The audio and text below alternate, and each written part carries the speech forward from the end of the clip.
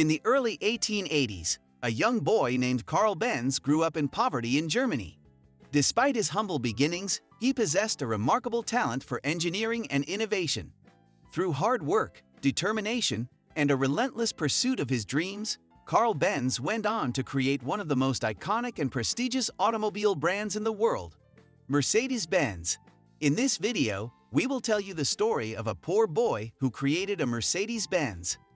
Make sure you subscribe to our channel and press the bell icon to get regular updates. Let's get started. Early beginning.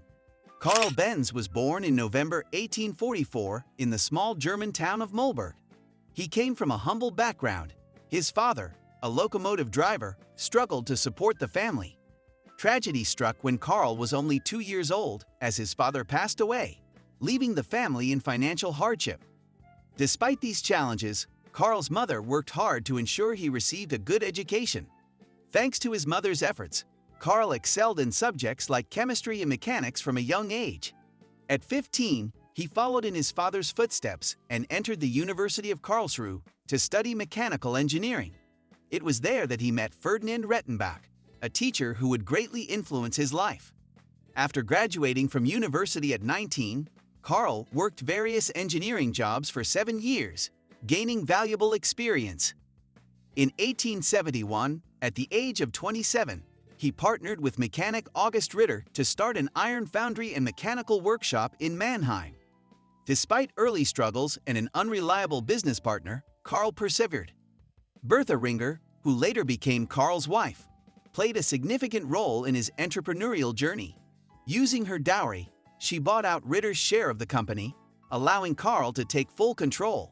Together, they managed to turn the business around despite facing numerous challenges. During this time, Carl made significant advancements in his experiments, including developing a gasoline 2-stroke engine in 1879. He also patented various components essential for motorized vehicles. However, financial pressures forced Carl to incorporate his business, resulting in him losing control and influence. Frustrated with the direction the company was taking, Carl left the corporation in 1883.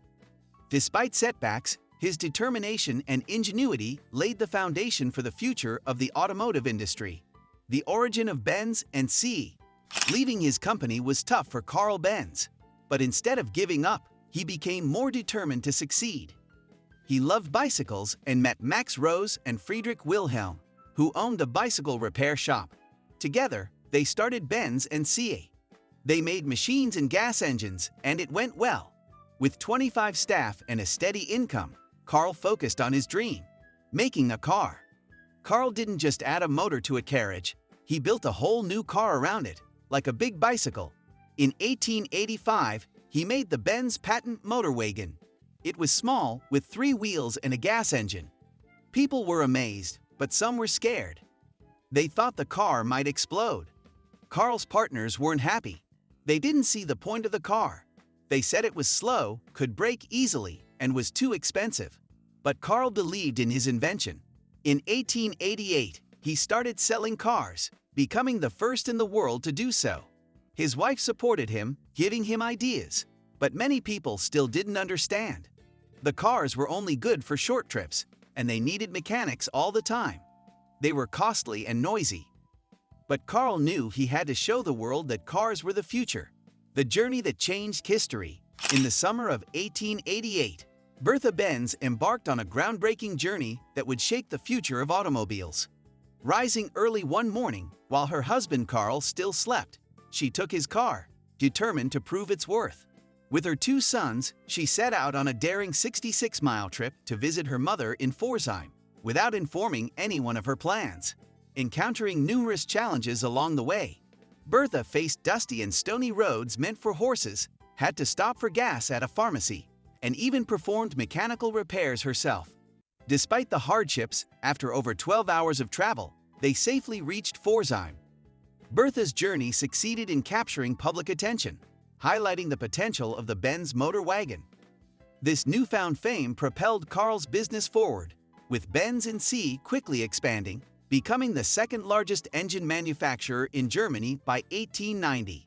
With the assistance of new partners Friedrich von Fischer and Julius Ganz, Carl Benz focused on innovation, patenting several new car advancements. These included the planetary gear transmission, double pivot steering, and the boxer configuration flat engine. In 1893, Benz introduced the luxurious Benz Victoria, followed by the highly successful Benz Velo, the world's first large-scale production car, selling approximately 1,200 units. As Benz and C thrived, they faced competition from nearby Daimler Motorengesellschaft. Despite the pressure, Benz's innovative designs and successful production made it the largest automobile company in the world during the late 19th and early 20th centuries. The rivalry between Daimler and Benz. In the late 19th century, a rivalry brewed between two foreign companies led by brilliant engineers, Gottlieb Daimler and Wilhelm Maybach. Daimler, known for his competitiveness and business acumen, steered his company toward commercial success. Their early models caught up to Benz's innovations, becoming more appealing to the public. After Daimler died in 1900, Maybach took charge and designed the groundbreaking Mercedes 35 horsepower in 1901. This car set the standard for modern automobiles with its powerful engine, wider body, and superior performance in racing events. The success prompted the company to rebrand as Mercedes and expand its lineup. Meanwhile, Carl Benz, the founder of Benz and CA, resisted the trend towards racing and high-speed vehicles. Disagreements with his partners over the direction of the company led to internal strife and financial setbacks. Eventually, Benz allowed his cars to enter racing circuits, which helped revive the company's fortunes. By 1908, Benz produced powerful racing cars that gained attention worldwide. The 200-horsepower Blitz solidified Benz's reputation as a leader in automotive engineering, rivaling Daimler's achievements. Both companies experienced a surge in sales until World War I disrupted their operations. Following the war, economic challenges forced Daimler and Benz to reconsider their rivalry. In 1924, they signed an agreement to merge their efforts under the name Daimler-Benz. This partnership led to the creation of iconic models like the Mercedes Benz Type 630 and SS. Ferdinand Porsche, a notable engineer, contributed to Daimler-Benz's success with innovative designs. Despite initial disagreements, Carl Benz remained on the company's board of directors and witnessed the flourishing of his legacy until his passing in 1929. After Benz's death, Daimler-Benz continued to thrive, becoming a renowned manufacturer of performance vehicles. The merger marked a turning point in automotive history, showcasing the potential of collaboration in an industry driven by competition. A new direction. When Hitler rose to power in Germany in 1933, he aimed to showcase German engineering and technology to the world. To elevate his political standpoint, he turned to international motorsports, providing hefty subsidies to companies like Daimler-Benz to excel in Grand Prix races. From 1934 to 1939, Mercedes dominated, reaching speeds of 200 miles per hour with models like the Vogue 25 and Wo 125, but they faced competition from Auto Union. Germany's success in motorsports, especially Mercedes-Benz, made it Hitler's preferred car brand. The Mercedes-Benz 770, a luxury vehicle, was frequently used by high-ranking Nazi officials. However, with the outbreak of World War II in 1939, Daimler-Benz shifted its focus to military production, halting civilian car manufacturing entirely by 1942. As the war escalated, Daimler-Benz faced labor shortages and turned to women and forced laborers, including prisoners of war and concentration camp detainees. These workers endured harsh conditions, and many perished.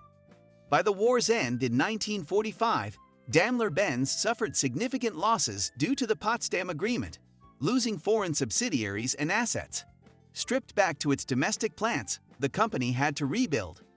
With restructuring and a focus on production permits, Daimler-Benz resumed operations, primarily producing ambulances and military transports. Despite challenges, by 1950, Daimler-Benz turned a profit and began producing passenger vehicles again. Through the 1950s, Mercedes-Benz regained influence in motorsports and achieved global sales success. By 1954, the company had amassed over $1 billion in profit, establishing itself as one of the world's most valuable car brands.